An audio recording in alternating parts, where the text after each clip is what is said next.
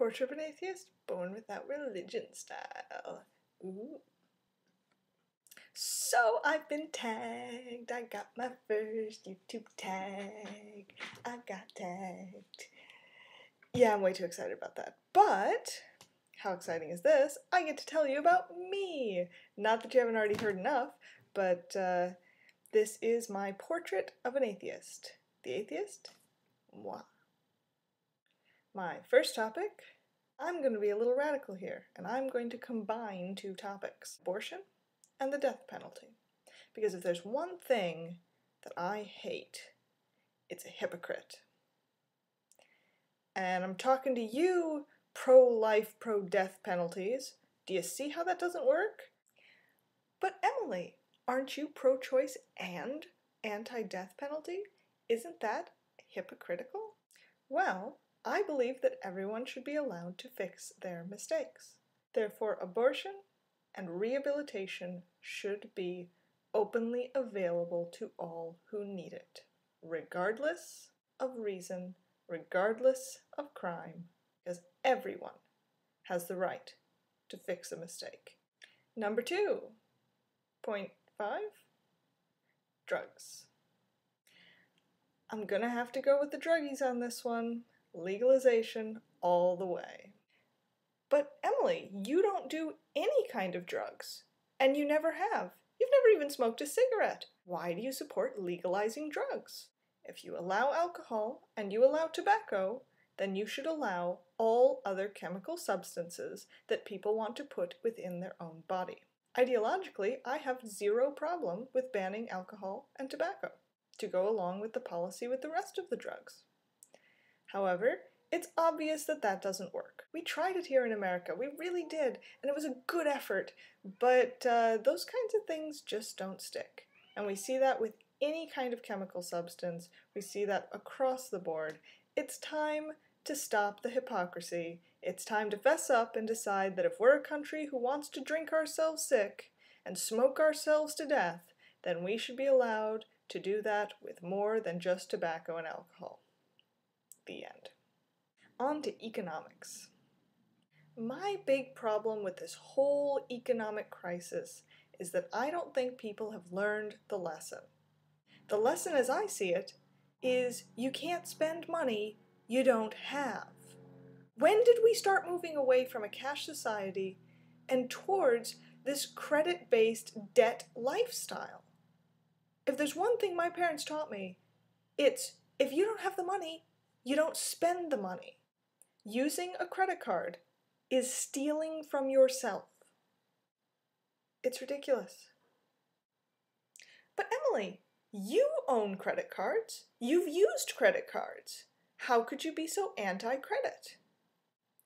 I have credit cards with enough available balance on each one to buy me a one-way ticket home from anywhere in the world. Why? For an emergency. That's the only time I've ever used it. I have never held a balance on a credit card, period. Because if I charged something, I knew I had the money in the bank, and I knew that I could pay it off entirely when that statement came. It's all about living within your means. It's not easy, it's not always fun, but it is what we need to start teaching our children. It is what we need to start teaching ourselves. We need to take responsibility, America. Credit cards are not the way. And now the biggie, gay rights. Or as many of you have answered this question, gay marriage. It may shock you to hear that my devotion to the gay marriage issue is minimal at best. I couldn't care less. But Emily, you're gay. Well, luckily, I was raised with the idea that marriage wasn't important, wasn't essential, wasn't even a good idea. And I'm not saying long-term relationships aren't a good idea. I'm not saying showing that you are committed to a person for the rest of your life isn't a good idea. I think those are fabulous ideas.